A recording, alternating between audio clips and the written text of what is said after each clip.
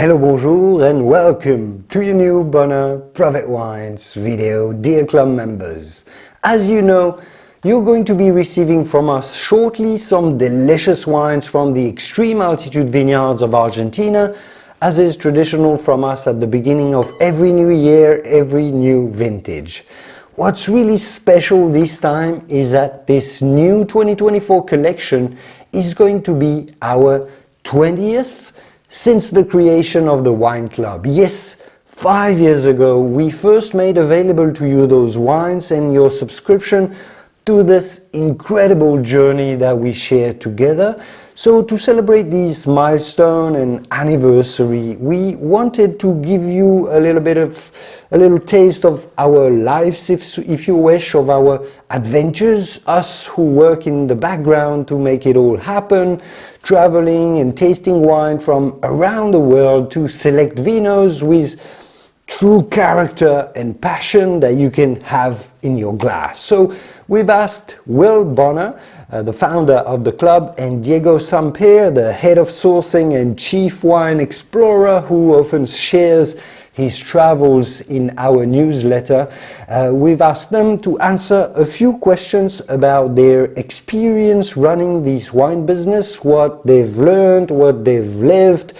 And since the three of us have been involved from the very beginning, those 5 whole years and more, I've been asked as well to give you my feelings. So here are our thoughts and insights into our combined 15 years of sharing wine passion and knowledge with you. But first, let me thank you, dear members, for your ongoing trust and support. You are the ones making it all possible. This wouldn't be the most unique wine club in America without you.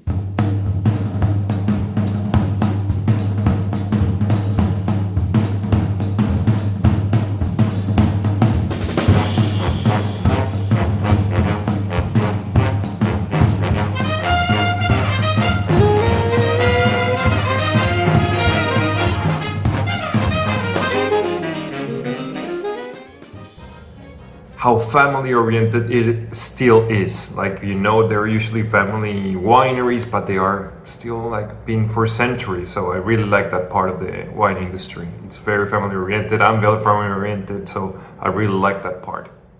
Cheers. Here's 5 years in the wine business. So what have we learned? Well, we've learned that there's a lot of wine that's not what it seems, that it's not just fermented grapes from some vineyard somewhere that's been carefully taken care of by someone and turned into wine in a natural and simple way. But no, there's a lot of bulk wine in the system. Probably the majority of wine sold is bulk wine, which is wine that's lost its provenance. It's lost the terroir where it came from, and it's mixed with other wine from other places, and then it can be sold in vast quantities very cheaply. A lot of wine clubs, their wine is in fact white labeled bulk wine that they pay less than $2 for. And you know, we just don't want to be in that business. Well, I have been in the wine business my entire adult life, some 25 years ago. 25 years now, probably, so nothing really surprises me anymore. But yes, what I remember vividly from my first internship in a winery back in 1999 was how people in the wine industry seem to really work together. There's no competition. It feels like we're working for the same cause and somewhat for the well-being of humanity, because we love wine so much and we love to share what comes from the vines and our land with so much passion. I think when we launched Takana from the beginning, also the Takana Reserva, love it. I think those were like very nice memories because they're very close to me. I'd say one of my best memories from the club is the first trip to Argentina I took with Julian, Mikel, and Diego. We met up with Diego. And we made the rounds to all the extreme altitude vineyards that we work with, and the winemakers and the wineries. And it was just a great trip. And it was just a really memorable experience, especially going down the side of a mountain and where the drop off is probably 300 or 400 feet. It's basically a goat path that's been hammered out of the rock cliff face and widened to be a little road. And we were trying to keep track of the drone filming us on our way into the estate. And we lost track of it, and luckily kept our truck on the road, and relocated the drone. But it was a memorable experience, the whole trip.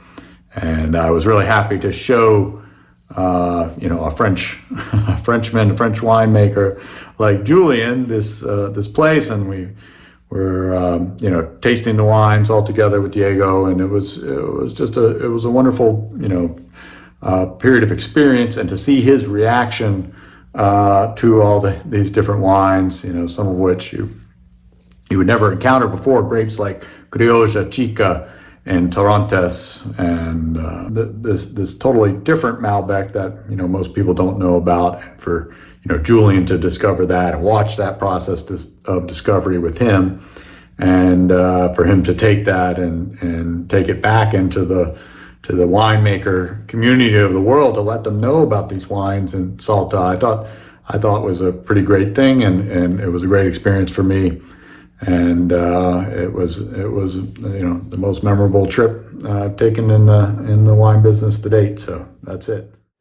There has been quite a lot of memories, but this has to be visiting the Calchaquí Valley in Salta, in the extreme altitude vineyards of Argentina, with Will and Diego. We went up visiting all the small producers and talking with them. There's a great video about it. I might be able to link to it here if you haven't seen it. And visiting Bill Bonner's ranch and see how they grow grapes up there was absolutely phenomenal. It's so high in altitude, such a different culture, but people are so great as well. Wonderful memories.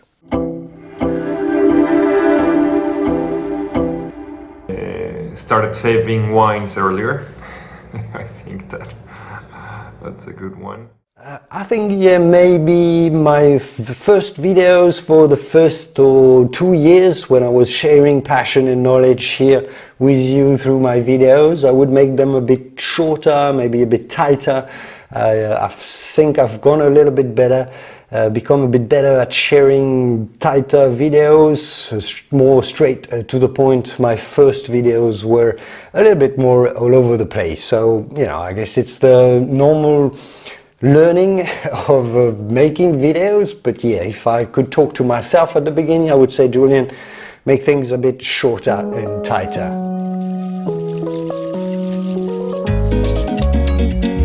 Yes, this one is quite easy. I've never been to Chile, next door to Argentina in South America. I've traveled many wine countries around the world, but never Chile. I was planned some 20 years ago to spend a vintage there at a winery, and they cancelled at the last minute for reasons that I don't know. So it's been a bit of a regret ever since that I've never made it to Chile. I've been just across the Andes Mountains in Argentina, but never actually into Chile. There's a country I haven't traveled yet, and it's Slovenia. I'm very interested to go. Probably also Georgia. Also, they're all very wine oriented. Anything in the Black Sea that I haven't visited, I would like to go there because I know they really like their drinks and special wines. And Slovenia is because it's close to Austria, Italy, and Croatia, so I like that area.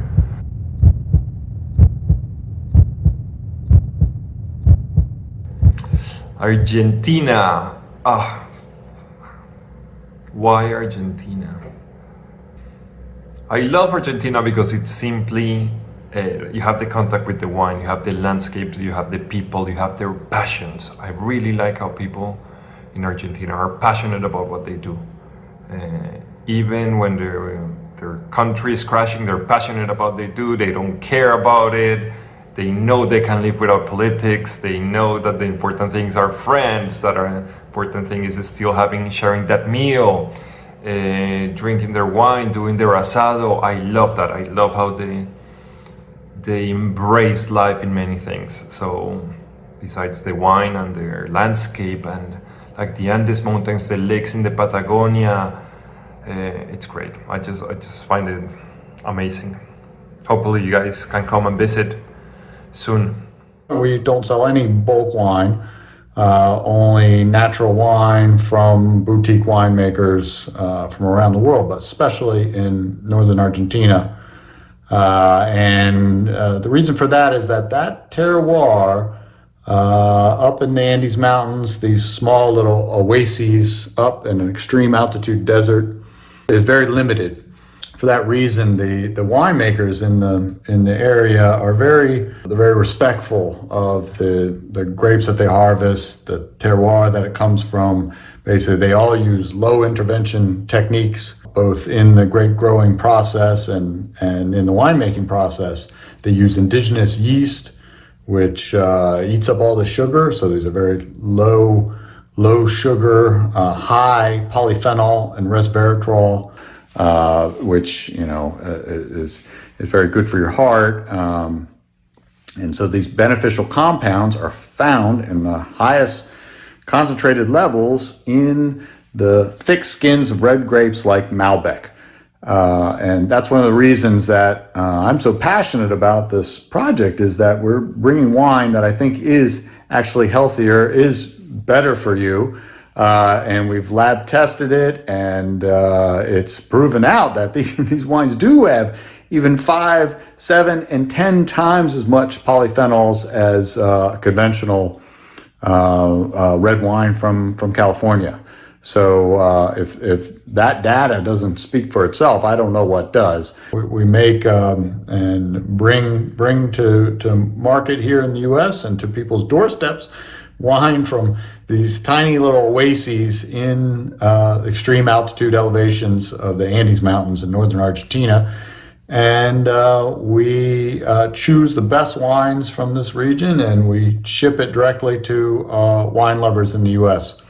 And I feel very good about the work we're doing there, because I think we are identifying very, very special unknown wines and making them available for a very reasonable price, which is part of our strategy to grow slowly but surely over time.